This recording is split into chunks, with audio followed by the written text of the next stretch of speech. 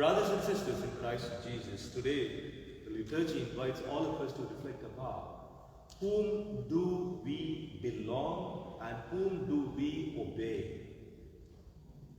And for the past 4-5 days, we have been reflecting about the dialogue between Jesus and Nicodemus.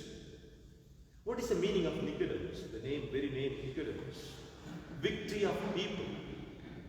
And he visited Jesus during night time. And that resembles his own spiritual darkness. Why is spiritual darkness? Because he had his own fear of his own community, Pharisees and Sadducees.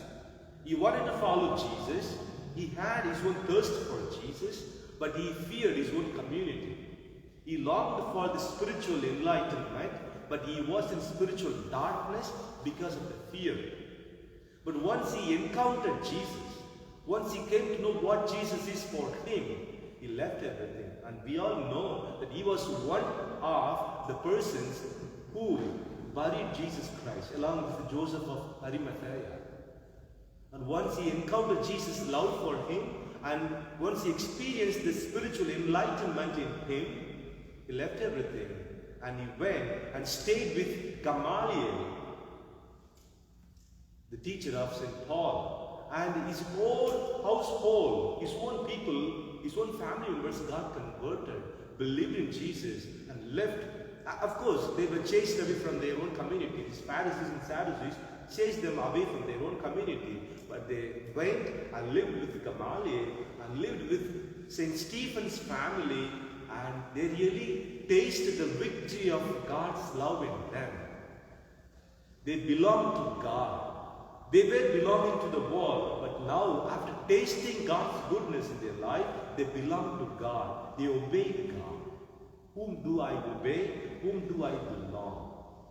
In the first reading, we see Peter and the apostles dare to give answer to the Jews who killed Jesus. They plainly said that they would obey only God, not the officials of the Sanhedrin.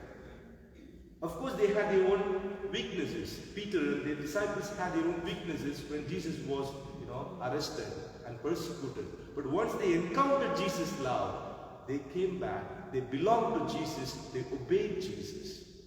And in the gospel we see Jesus telling us that we need to belong to heaven. We need to be persons of heaven. We need to obey God's commandments. Of course, we live in the world, but we are not of the world. We are for God, we are for heaven, and we need to personify and actualize God's love through our words and deeds. Whom do I belong and whom do I obey? May the name of God be glorified. Amen.